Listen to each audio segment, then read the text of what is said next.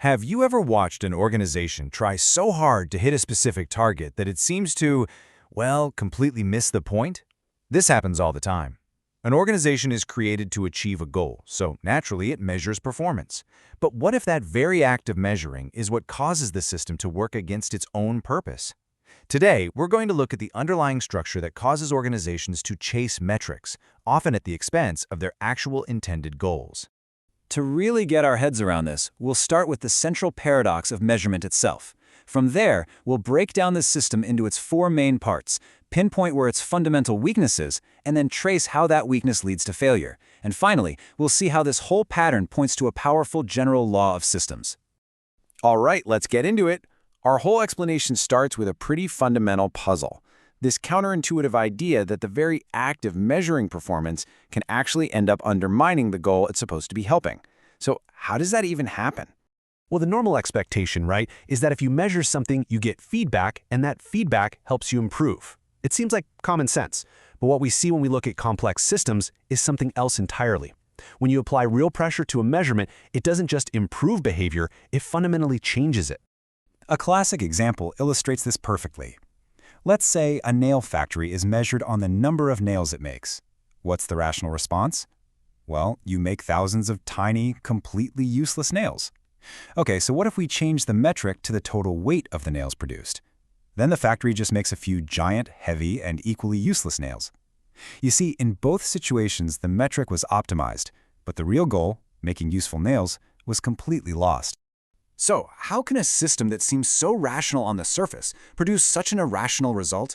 To get to the bottom of that, we need to take apart the abstract system that organizations use to turn their big ideas into action. And it really just has four key parts. First, you have the goal. This is the true outcome you're trying to achieve, and it's usually pretty abstract, complex, and genuinely hard to quantify. Things like improving student learning or making a community safer. Now, because that true goal is so hard to measure directly, the system needs a second component, the metric.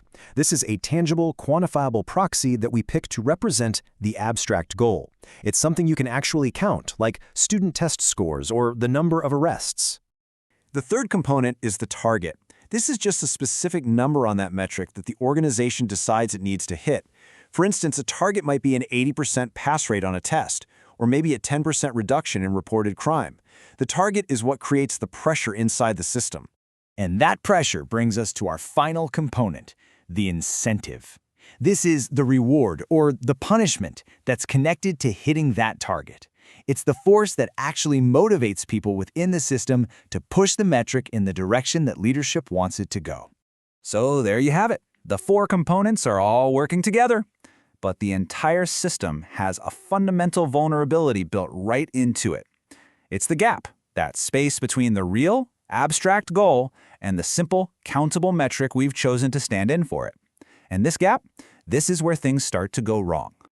This vulnerability is described by a principle known as Goodhart's law. What it says, basically, is that any measure that seems like a good indicator will stop being a good indicator as soon as you put pressure on it, as soon as you start using it as a target to control things. Its connection to the real goal just breaks down. The whole idea is often summed up in this fantastic paraphrase. When a measure becomes a target, it ceases to be a good measure.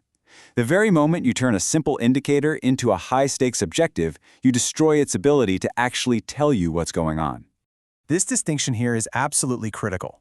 What an organization truly wants to achieve is its measure of effectiveness, or MOE. It's tough to measure, and it's also tough to manipulate. But what the organization actually ends up measuring is a measure of performance, or MOP. This is a proxy that's easy to measure, and because it's easy to measure, it's also easy to manipulate. The system begins to fail when that easy-to-measure MOP gets mistaken for the hard-to-measure MOE. So now we can see the whole process in motion. We can trace exactly how a system filled with perfectly rational people making what seem like smart decisions can produce a completely irrational outcome for the system as a whole. This dynamic is famously called the cobra effect. The story goes that when colonial authorities in India wanted to reduce the cobra population, they offered a reward for cobra skins. The incentive, of course, led people to start breeding cobras just to collect the bounty. When the government finally figured this out and canceled the program, the now worthless cobras were all released, and the wild cobra population actually went up. The system produced the exact opposite of its goal. This story shows a predictable feedback loop. First, pressure is applied to meet a target based on some proxy metric. Second, the rational people inside the system focus all their energy on optimizing that one metric. Third, as a result, the metric score goes up. But fourth, and this is the most important step, this very optimization causes the metric to break away from the true goal it was supposed to represent in the first place. And what you get is a deep paradox. On paper, the system's reports, all based on its chosen metric, show that it's succeeding, the targets are being met. But the system's actual effectiveness out in the real world, its ability to achieve its true goal, is either staying flat or, in many cases, getting actively worse.